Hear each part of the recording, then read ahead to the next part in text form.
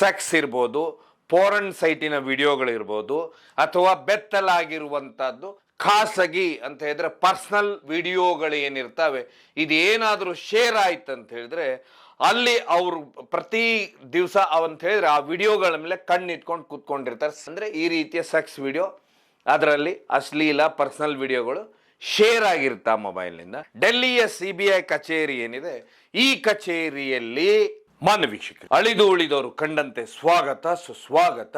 ಒಂದು ಕಡೆ ಒಂದು ಮೊಬೈಲ್ನ ಹೀಗೆ ನೋಡ್ತಾ ಇರ್ತಾರೆ. ನೋಡ್ತಾ ಇದ್ದಾಗ ಎಲ್ಲ ಸೆಕ್ಸ್ ವಿಡಿಯೋಗಳು, ಸೆಕ್ಸ್ ಫೋಟೋಗಳು, ಕೆಲವೊಂದು ಹೆಣ್ಣು ಮಕ್ಕಳ ಫೋಟೋಗಳು ಸ್ಕ್ರೋ ಆಗ್ತಾ ಇರ್. ನೋಡ್ತಾ ಇದ್ದವ್ರಿಗೆ ದಂಗ ಆಗ್ಬಿಡುತ್ತೆ ಸಡನ್ ಆಗಿ. ಯಾರಪ್ಪ ಇವನು, ಏನ್ ಮೊಬೈಲ್ ಅಲ್ಲಿ ಈ ರೀತಿ ರಾಶಿ ಗಟ್ಲೆ ತುಂಬಿಟ್ಟಿದ್ದಾನೆ, ಕೆಲವೊಂದ್ ಕಡೆ ಬೆತ್ತಲಾಗಿದ್ದಾನೆ, ಇನ್ನೊಂದು ಕಡೆ ಸೆಲ್ಫಿ ಮಾಡ್ಕೊಂಡಿದ್ದಾನೆ ಅಂತ ನೋಡ್ತಾ ಹೋದಂತೆನೆ ಏನು ಅಲ್ಲಿದ್ದಂಥವ್ರಿಗೆ ದಂಗಾಗಿ ಹೋಗ್ತಾರೆ. ಹಾಗಾದ್ರೆ ಇದರ ಯಾರು ಇವನು ಅಂತ ನಾವು ನೋಡ್ತಾ ಹೋದ್ರೆ, ಬೆಳತಂಗಡಿಯ ಭಾಗದಲ್ಲಿ ಏನು ವಾಲಿಬಾಲ್ ಕೋಚ್ 24 ವರ್ಷದ ಸೈಯದ್ ಅನ್ನೋನು, ಈ ವ್ಯಕ್ತಿ ಮೂಲತಃ ಕಾರ್ಕಳದವನು. ಇವನು ಬೇರೆ ಬೇರೆ ಕಾಲೇಜುಗಳಿಗೆ ಕೋಚ್ ಆಗಿ ಇರ್ತಾನೆ. ಈ ಕೋಚ್ ಏನ್ ಮಾಡ್ತಾನೆ ಅಂದ್ರೆ, ಎಲ್ಲೆಲ್ಲಿ ಅಂತ ಹೇಳಿದ್ರೆ ಈ ರೀತಿ ವಾಲಿಬಾಲ್ ಇರ್ಬೋದು, ಬೇರೆ ಬೇರೆ ಮ್ಯಾಚ್ಗಳಿರ್ಬೋದು, ಬೇರೆ ಮ್ಯಾಚ್ಗಳು ಎಲ್ಲೆಲ್ಲಿ ಇರ್ತಾವೆ ಅಂದ್ರೆ, ಈಗ ವಾರ್ಷಿಕವಾಗಿ ವಾಲಿಬಾಲಿಗೆ ಬೇರೆ ಬೇರೆ ಊರಿಗೆ ಆ ಟೀಮ್ನ ಸ್ಪರ್ಧಿಸಬೇಕು, ಕಬಡ್ಡಿ ಟೀಮ್ ಹೋಗ್ಬೇಕು ಆ ಕಾಲೇಜಿಂದು, ಇಂಥ ಟೀಮ್ಗಳಿಗೆ ಈ ವ್ಯಕ್ತಿ ಕೋಚ್ ಕೊಡೋನಾಗಿರ್ತಾನೆ. ಯಾಕಂದ್ರೆ ಇವನು ವಾಲಿಬಾಲ್ ತರಬೇತುದಾರ. ಸೊ ಇದೇ ರೀತಿ ಇವನು ಬೆಳತಂಗಡಿ ಭಾಗದಲ್ಲಿ ಒಂದು ಕಾಲೇಜಿಗೆ ತರಬೇತಿ ಕೊಡ್ತಿರ್ತಾನೆ.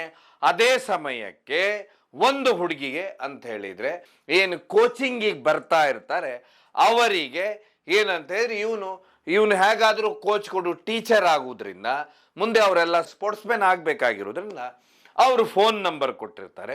ಇವನು ಏನ್ ಮಾಡ್ತಾನಂದ್ರೆ, ಆ ಫೋನ್ ನಂಬರ್ ಇಂದ ಪದೇ ವಿಕೃತವಾಗಿ ಆ ಫೋನ್ ನಲ್ಲಿ ಅವ್ರು ಕಾಡಿಸ್ತಾ ಇರ್ತಾನೆ. ಅಂದ್ರೆ ಮೆಸೇಜ್ ಮಾಡಿ ಯಾವಾಗ ಈ ರೀತಿ ಹುಡುಗಿಗೆ ಕಿರುಕುಳ ಜಾಸ್ತಿ ಆಗುತ್ತೆ, ಆ ಹುಡುಗಿ ತನ್ನ ತಂದೆ ತಾಯಿಗೆ ತಿಳಿಸ್ತಾಳೆ.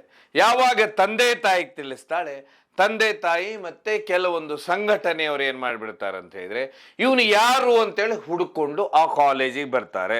ಆ ಕಾಲೇಜಿನಲ್ಲಿ ಬಂದು ಕೂಡ್ಲೇನೆ ಈ ವ್ಯಕ್ತಿ ಸಿಗ್ತಾನೆ. ಇವನ್ನ ಸಿಕ್ಕಾಗ ಆಗ ಇವನ್ನ ಪೂರ್ತಿ ವಿಚಾರಣೆ ಮಾಡ್ತಾರೆ. ಆಗ ಇವನ ಹೆಸರು ಸೈಯದ್ ಅಂತ ಗೊತ್ತಾಗುತ್ತೆ, ಇವನು ವಾಲಿಬಾಲ್ ಕೋಚ್ ಅಂತ ಗೊತ್ತಾಗುತ್ತೆ, ಇವನು ಮೂಲ ಕಾರ್ಕಳದವನೊಂದು ಗೊತ್ತಾಗುತ್ತೆ. ಆಗ ಏನ್ ಮಾಡ್ತಾರಂತ ಹೇಳಿದ್ರೆ, ಏನ್ ಈ ರೀತಿ ಮಾಡಿದ್ಯಾ, ಏನ್ ನೀನು ಹಾಗೆ ಹೀಗೆ ಅಂತ ಯಾವಾಗ ಹೇಳ್ತಾರೆ, ಆಗ ನಾನೇನ್ ಮಾಡಿದ್ದೆ, ನಾನೇನು ಮಾಡಿಲ್ಲ ಅಂದ ಕೂಡಲೇನೆ ಇವನು ಏನು ಮಾಡಿದ್ದೆಲ್ಲ ಮೊಬೈಲ್ನಿಂದ ಮಾಡಿರ್ತಾನೆ. ಯಾಕಂದ್ರೆ ಮೊಬೈಲ್ ಅನ್ನುವಂಥದ್ದೇ ಇವತ್ತಿನ ಕಾಲದ ದೊಡ್ಡ ಎವಿಡೆನ್ಸು, ಸಾಕ್ಷಿ ಎಲ್ಲವನ್ನೂ ಕೊಡುವಂತಹದ್ದೇ ಮೊಬೈಲು. ಯಾಕಂದ್ರೆ ಇದಕ್ಕಿಂತ ಮೊದಲು ಮುಂದೆ ಒಂದು ಘಟನೆ ಹೇಳ್ತೇನೆ ನಿಮ್ಗೆ. ಮೊಬೈಲ್ ಯಾವ್ಯಾವ ರದ್ದಾಂತ ಆಗಿದೆ, ಮೊಬೈಲ್ನಿಂದ ಎಷ್ಟೆಷ್ಟು ಜನ ಎಷ್ಟೆಷ್ಟು ವರ್ಷ ಶಿಕ್ಷೆಗಳನ್ನು ಅನುಭವಿಸ್ತಾ ಇದ್ದಾರಂತೂ ಇದೇ ಸಂಚಿಕೆ ಹೇಳ್ತೇನೆ. ಆದ್ರೆ ಯಾವ ಮೊಬೈಲ್ ಇಸ್ಕೊಳ್ತಾರೆ, ವಾಟ್ಸಪ್ಪಿಗೆ ಹೋಗ್ತಾರೆ, ಇವನ ಮೆಸೇಜ್ ಅನ್ನ ಮಾಡಿದ್ದು ತೋರಿಸ್ತಾರೆ. ಈ ರೀತಿ ಎಲ್ಲ ವಿಕೃತವಾಗಿ ನೀನು ಮೆಸೇಜ್ ಮಾಡ್ತೀಯ ಅಂತ ಹೇಳಿ ತೋರಿಸ್ತಾ ಇರ್ತಾರೆ. ಅದಾದ ಮೇಲೆ ಅವ್ರು ಏನ್ ಮಾಡ್ಬಿಡ್ತಾರೆ ಅಂದ್ರೆ, ಅವನ ವಿಡಿಯೋದ ಗ್ಯಾಲರಿ ಚೆಕ್ ಮಾಡ್ತಾರೆ. ಯಾಕಂತ ಹೇಳಿದ್ರೆ ಇವನು ಏನಾದ್ರೂ ಈ ರೀತಿ ಮಾಡಿದಾನ ಅಂದ್ಕೂಡಲೇನೆ ಗ್ಯಾಲರಿ ಸ್ಕ್ರೋ ಮಾಡ್ತಾ ಇರ್ತಾರೆ ಹೀಗೆ ವಿಡಿಯೋನ, ಫೋಟೋಗಳನ್ನ. ಅದರಲ್ಲಿ ಎಲ್ಲಾ ರೀತಿಯ ಹಸಿಬಿಸಿ ದೃಶ್ಯಗಳೂ ಇದಾವೆ, ಬೇರೆ ವಿಡಿಯೋಗಳು ಇದಾವೆ, ಸುಮಾರು ಹೆಣ್ಣು ಮಕ್ಕಳ ವಿಡಿಯೋಗಳು, ಫೋಟೋಗಳು, ಏನ್ ಬೇಕು ಎಲ್ಲ ವಿಡಿಯೋ ತುಂಬಿಸ್ಕೊಂಡ್ಬಿಟ್ಟಿದ್ದಾನೆ. ಅಂದ್ರೆ ಇವನ ಮನಸ್ಸು ಎಷ್ಟು ವಿಕೃತವಾಗಿದೆ, ಯಾವ ರೀತಿ ಇವನಿಗೆ ಕಾಮಾಂಧತೆ ಇರ್ಬೋದು, ಇದೆಲ್ಲಕ್ಕಿಂತ ಹೆಚ್ಚಾಗಿ ಯಾಕಂತ ಹೇಳಿದ್ರೆ ಕೆಲವೊಬ್ಬರ ಹತ್ರ ಇದು ಬೆಳೆಸ್ಕೊಂಡ್ಬಿಟ್ಟಿರ್ತಾರೆ ಹುಚ್ಚನ್ನ, ವಿಪರೀತವಾಗಿ ತಲೆ ಮೇಲೆ ತಗೊಂಡಿರ್ತಾರೆ. 24 ತಾಸು ಅದರಲ್ಲೇ ತಲೆ ಕೆಡಿಸ್ಕೊಂಡಿರ್ತಾರೆ. ಅವನ ಮೊಬೈಲ್ ನೋಡಿದ ಕೂಡಲೇ ಗೊತ್ತಾಗುತ್ತೆ. ಹೀಗಾಗಿ ಇವನ ಪ್ರಥಮ ಬಂಡವಾಳ ಇಲ್ಲಿ ಹೊರಗೆ ಬರುತ್ತೆ. ಯಾವಾಗ ಹೊರಗೆ ಬರುತ್ತೆ ಎಲ್ಲವನ್ನು ನೋಡ್ಕೊಂಡು ಹೋಗ್ತಾನೆ. ನಂತರ ಅವರು ಸೀದಾ ಪೊಲೀಸ್ ಸ್ಟೇಷನ್ ಅಲ್ಲಿ ಕಂಪ್ಲೇಂಟ್ ಕೊಡ್ತಾರೆ. ಕಂಪ್ಲೇಂಟ್ ಯಾರು ಕೊಡಬೇಕು ಅಂತ ಹೇಳಿದ್ರೆ, ಫೋನ್ ಮಾಡಿ ತಲೆ ತಿಂದಿರ್ತಾನೆ ಅಥವಾ ಮೆಸೇಜ್ಗಳನ್ನ ಮಾಡು ಅಂದಿರ್ತಾನೆ, ಅಲ್ಲಿ ಯಾರು ವಿಕ್ಟಿಮ್ ಇದ್ದಾರೆ ಅವರು ಅಲ್ಲಿ ಕಂಪ್ಲೇಂಟ್ ಮಾಡ್ಬೇಕಾಗುತ್ತೆ. ಹೀಗಾಗಿ ಈ ವ್ಯಕ್ತಿಯ ಮೇಲೆ ಪೋಕ್ಸೋ ಕೇಸು ದಾಖಲಾಗುತ್ತೆ ಮಂಗಳೂರಲ್ಲಿ. ಈ ಪೋಕ್ಸೋ ಕೇಸಲ್ಲಿ ಹೇಗೆ ಅಂತ ಹೇಳಿದ್ರೆ, ಒಂದು ರೇಪು ಅಥವಾ ಇನ್ನೇನಾದ್ರೂ ಬೇರೆ ಹರಾಸ್ಮೆಂಟ್ ಮಾಡಿದ್ದಂತ ಹೇಳಿದ್ರೆ ಅಲ್ಲಿ ಕೇಸಲ್ಲಿ ಜಾಮೀನು ಸಿಗುವುದಿಲ್ಲ. ಇನ್ನೊಂದು ಈ ರೀತಿಯ ಅಂತ ಹೇಳಿದ್ರೆ ಏನಾದರೂ ಮೆಸೇಜ್ಗಳು ಮಾಡುವಂಥದ್ದು, ಮೊಬೈಲ್ನಿಂದ ಈ ರೀತಿ ಅವರನ್ನ ಪೀಡಿಸುವಂತ ಕೆಲಸ ಮಾಡಿದಂಥದ್ದಿದ್ದಾಗ ಅಲ್ಲಿ ಆ ವ್ಯಕ್ತಿಗೆ ಜಾಮೀನು ಸಿಕ್ಕಿದೆ.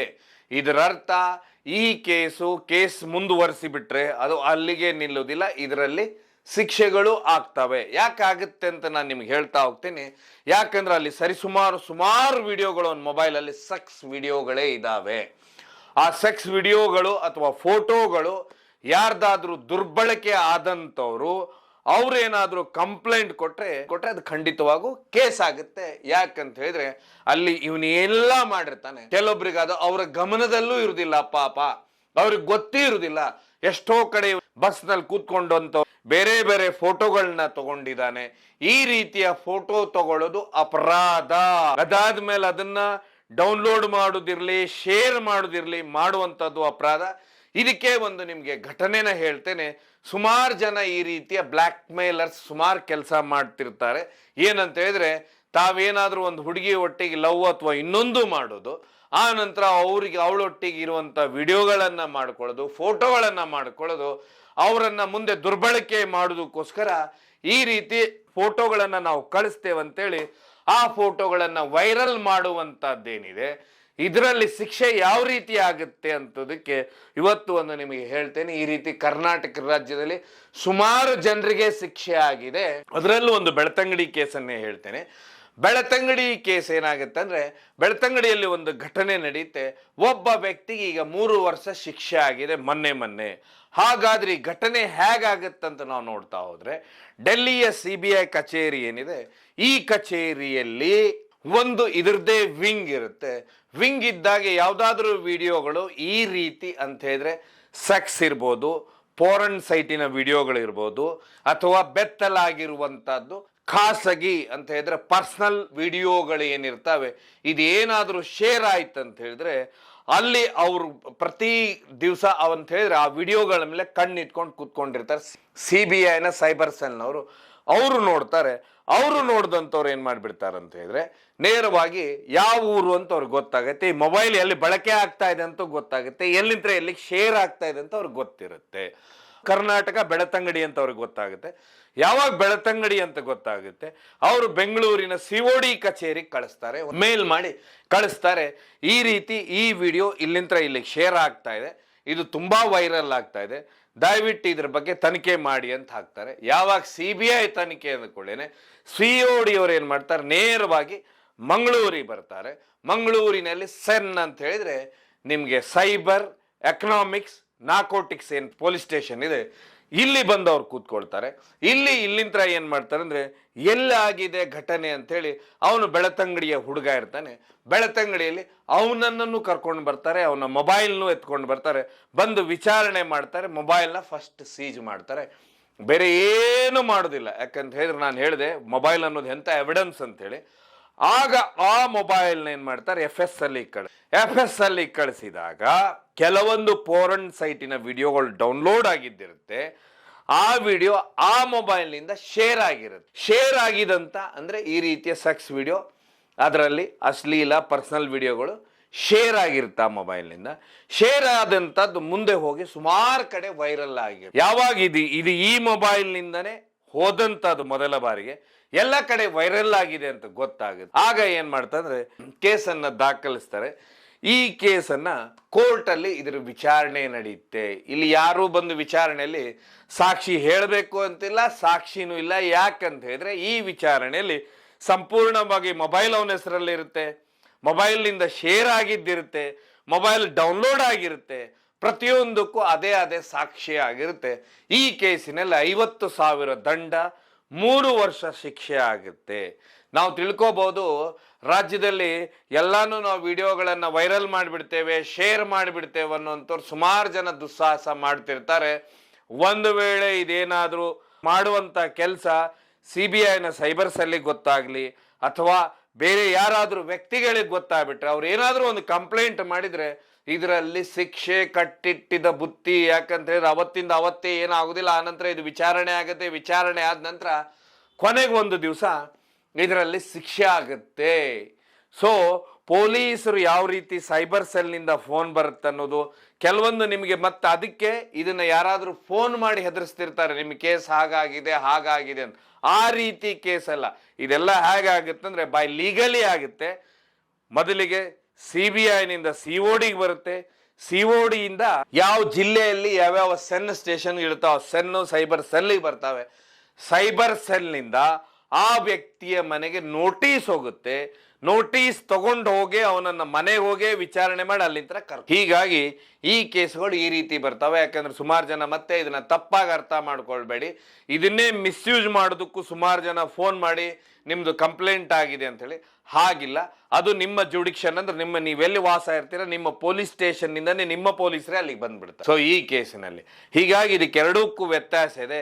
ಹೀಗಾಗಿ ಸೆಕ್ಸ್ ವಿಡಿಯೋಗಳನ್ನ ಡೌನ್ಲೋಡ್ ಮಾಡೋದಿರ್ಲಿ, ಯಾರ ಒಟ್ಟಿಗಾದರೂ ನೀವಿದ್ದಾಗ ನೀವೇನು ಪರ್ಸನಲ್ ಕ್ಷಣಗಳನ್ನ ಕಳಿಬೇಕು, ದುರಾಲೋಚನೆ ಇಟ್ಕೊಂಡು ನಾವು ಅದನ್ನ ವಿಡಿಯೋ ಮಾಡ್ಕೊಂಡು ಆಮೇಲೆ ನಾವು ಇವ್ರೇನಾದರೂ ನಮ್ಮ ಮಾತು ಕೇಳಲಿಲ್ಲ ಅಂದ್ರೆ ವೈರಲ್ ಮಾಡುವಂತ ಇಟ್ಕೊಳ್ಳುವಂತ ಮನೋಭಾವನೆಗಳು, ವಿಕೃತ ವ್ಯಕ್ತಿತ್ವಗಳೇನಿದೆ, ಇದು ಇವ್ರಿಗೆಲ್ಲಾನು ಇದು ಒಂದು ಪಾಠ. ಇಂಥ ಸುಮಾರು ಶಿಕ್ಷೆಗಳಾಗಿದ್ದಾವೆ.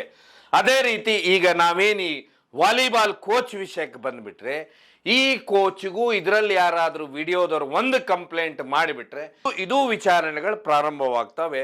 ಇದೆಲ್ಲದಕ್ಕಿಂತ ಹೆಚ್ಚಾಗಿ ಇಲ್ಲಿ ಏನಂತ ಹೇಳಿದ್ರೆ, ಪಾಪ ಕೋಚಿಂಗ್ ತಗೊಳ್ಳೋದಕ್ಕೋಸ್ಕರ ಬಂದಂತೋ ಮಕ್ಕಳಿರ್ತಾರೆ, ಮುಂದೆ ಒಳ್ಳೆ ಸ್ಪೋರ್ಟ್ಸ್ ಮ್ಯಾನ್ ಆಗ್ಬೇಕಂದಿರ್ತಾರೆ.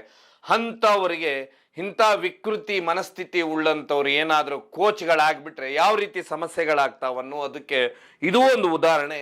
ಇದೆಲ್ಲದಕ್ಕಿಂತ ಹೆಚ್ಚಾಗಿ ಈ ರೀತಿ ವಿಡಿಯೋ ಮಾಡ್ಕೊಳ್ಳೋರಿಗೂ ಯಾವ ರೀತಿ ಶಿಕ್ಷೆ ಆಗುತ್ತೆ ಅನ್ನೋದಕ್ಕೂ ಇದು ಹೆಚ್ಚು ಹೊರಗೆ ಪ್ರಚಲಿತವಾಗಿಲ್ಲ. ಆದರೆ ಇದು ಆಗಿದೆ, ಇತ್ತೀಚೆಗೆ ಬೆಳ್ತಂಗಡಿಯಲ್ಲೇ ಈ ಕೇಸಲ್ಲಿ ಶಿಕ್ಷೆನೂ ಆಗಿದೆ. ಈ ರೀತಿ ವಿಕೃತ ಮನೋಭಾವ ಉಳ್ಳವರು ಈ ರೀತಿ ವಿಡಿಯೋಗಳನ್ನ ಡೌನ್ಲೋಡ್ ಮಾಡಿಕೊಂಡು ಅಥವಾ ಕೆಲವೊಬ್ರು ಫೋಟೋಗಳನ್ನ ಇಟ್ಕೊಂಡು ನಾವೇನೋ ಎಲ್ಲರನ್ನು ಬ್ಲ್ಯಾಕ್ ಮೇಲ್ ಮಾಡಿ ಬೇಕಾದ ಮಾಡ್ತೇವನ್ನುವಂಥವ್ರು ಯಾರು ಇರ್ತಿರಲ್ಲ, ನಿಮಗೆ ಗೊತ್ತಿಲ್ಲ, ನಿಮ್ಮ ಎವಿಡೆನ್ಸ್ ನಿಮ್ಮ ಮೊಬೈಲ್ನಲ್ಲೇ ಇರುತ್ತೆ. ಆ ಎವಿಡೆನ್ಸೇ ನಿಮ್ಮನ್ನ ಕೊನೆಗೊಂದು ದಿವಸ ಜೈಲಲ್ಲಿ ಕೂರಿಸುತ್ತೆ ಅನ್ನೋದಕ್ಕೆ ಸಾಕ್ಷಿ ಅಂತ ಹೇಳಿದ್ರೆ, ಯಾವಾಗ ಈ ಕೋಚನ್ನ ತರಟೆಗೆ ತಗೊಳ್ತಾರೆ, ತರಟೆಗೆ ತಗೊಂಡಾಗ ಇವನ್ನ ಮೊಬೈಲ್ನ ಯಾವಾಗ ಇಸ್ಕೊಳ್ತಾರೆ ಹೊರಗೆ ಗೊತ್ತಾಗುತ್ತೆ. ಇದೇ ರೀತಿನೇ ಮೊಬೈಲೇ ತನ್ನ ಎವಿಡೆನ್ಸ್ ಅನ್ನೋದಕ್ಕೆ ಇದೇ ಒಂದು ದೊಡ್ಡ ಸಾಕ್ಷಿ. ಹೀಗಾಗಿ ಪೊಲೀಸರು ತನಿಖೆ ಮಾಡಿ ಸೂಕ್ತವಾಗಿ ಶಿಕ್ಷೆ ಕೊಡಿಸಲಿ ಅಂತ ಹೇಳ್ತಾ ಕಾರ್ಯಕ್ರಮವನ್ನು ಮುಗಿಸ್ತೇನೆ. ಕಾರ್ಯಕ್ರಮ ನೋಡೋದಕ್ಕೆ ಧನ್ಯವಾದ. ಇದು ಕೇವಲ ಜನಜಾಗೃತಿಗೋಸ್ಕರ.